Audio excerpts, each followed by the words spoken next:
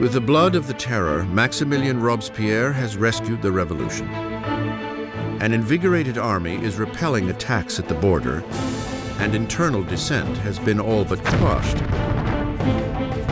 At the height of his success, Robespierre dreams up a loftier goal yet: to use more terror to mold a new kind of society, a republic of virtue. By virtue, he means civic virtue. It's an active principle for Robespierre. For example, you cannot be a virtuous citizen by simply obeying the laws and keeping your head down. You must actively be involved in the work of the state, and that includes for Robespierre destroying the enemies of the state. On February 5th, 1794, Robespierre gives a speech outlining his philosophy. Terror without virtue is disastrous. But virtue without terror is powerless. He associates terror with virtue. Terror at that moment becomes in his thinking an instrument by which you create virtue. But others disagree. For Danton, the revolution is heading down the wrong path. He and his followers, the Dantonists, believe it is time to bring the Terror to a halt. It has served its purpose and is in danger of feeding the revolutionaries into their own fire. By the spring of 1794, things are beginning to go better. The food situation is no longer so bad, and the war effort is going better, and Danton is basically saying we need to get a new footing for the government. We need to move to a kind of normalization. Robespierre believes it's too soon. Danton will start organizing a group to argue that we should end the terror. Robespierre will see this as a direct threat to the government. He will not see it as just a difference of opinion about the direction of policy. He will see it as potential treason. And in Robespierre's Republic of Virtue, there is only one response to treason. The Dantonists are rounded up and quickly sentenced to death.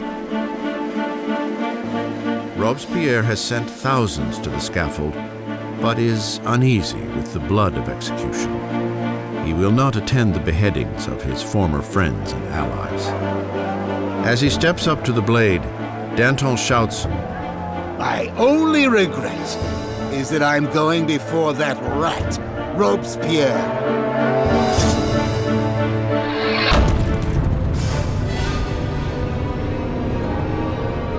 With the Dantonists out of the way, Robespierre launches France into an even bloodier, more horrifying period: the Great Terror. The Great Terror is the name given to the last phase of the terror in the spring of 1794 into the summer of 1794. It's the period at which the tempo of executions really starts to increase, at which the atmosphere of paranoia, particularly in Paris, but really across the country, starts to increase exponentially. You can track the number of executions until it's up to almost 800 per month in Paris, towards the end even more.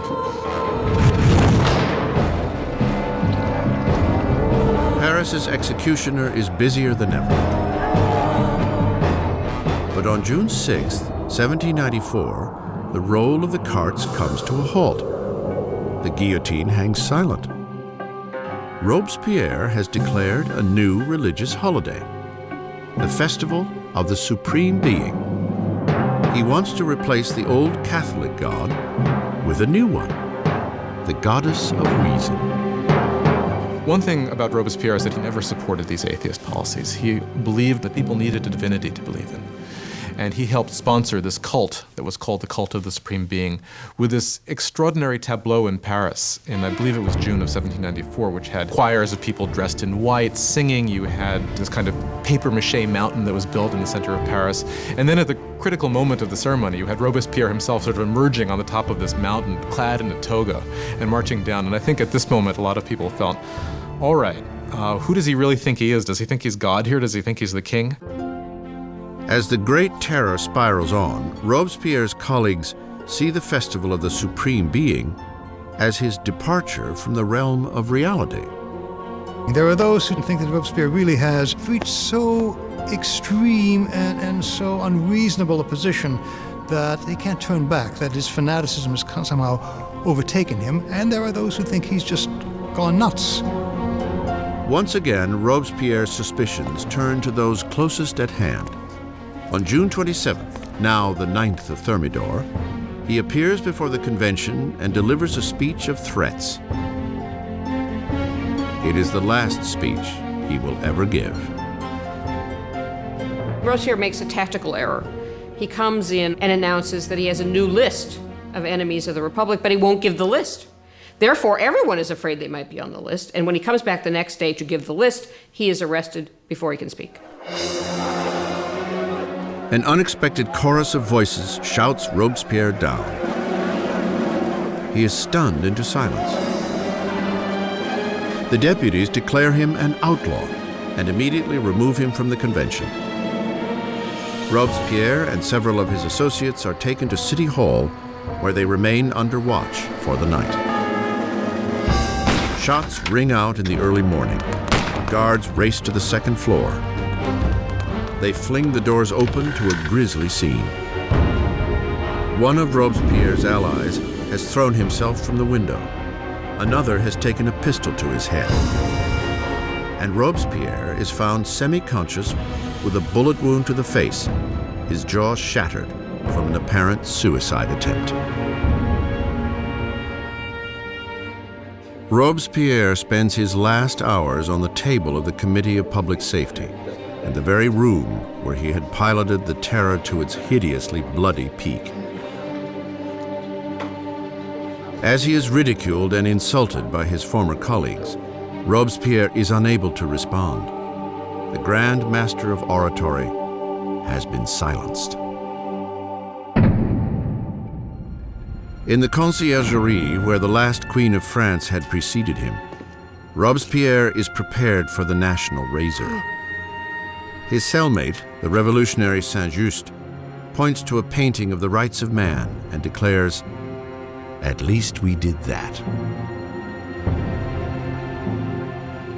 Robespierre had spearheaded a revolution and changed the face of France. He had reordered society and engineered a bloody and tyrannical system to ensure its success. But he was destined to be one of its final victims. It turns out that there is a great deal of enthusiasm for ending the terror. Nobody can figure out how to do it. And what turns out to be the case is that the only thing that will end the terror, and apparently the only thing they can all agree upon, is the fall of Robespierre. On July 27, 1794, the guillotine comes down on the incorruptible. And the last blood of the terror is shed. The terror dies with Robespierre, but the revolution does not. The rights of man, democracy, the new republic, the accomplishments of the revolution would far outlive any of the revolutionaries themselves. France would enter a period of uncertainty, frozen between fear of another terror, or worse yet, a return to the oppressive monarchy that preceded it. 5 stagnant years would pass before power once again consolidated in the hands of a single man, Napoleon Bonaparte. Historians disagree over the end of the revolution. Some believe it died with the rise of Napoleon. Others maintain that the revolution lived on into the 19th century and beyond. The revolution was the first and enduring model of a people taking its destiny in its own hands. The idea that the subjects of the oldest, the most established, the most glorious monarchy in Europe could decide to completely rewrite their history was something that had extraordinary resonance. The revolution tore apart the old feudal fabric of Europe and forever changed the course of Western civilization. The question raised by the French Revolution is how much violence is justified in achieving a better society? Do people have the right to overthrow what they see as an unjust system, to replace it with what they are convinced in their hearts is a more just system? How much violence is justified in doing that? We still face this question today. As Robespierre and his colleagues were driving their country into the future, many of them must have wondered what the final outcome would be. More than 200 years after the birth of the French Republic, the ghost of Robespierre hangs over revolutions from Russia to Vietnam, China to Latin America. The French experiments with democracy have inspired models all over the world. Wherever tyranny takes root, the cry for justice is eternal, for liberty, equality, fraternity, for revolution.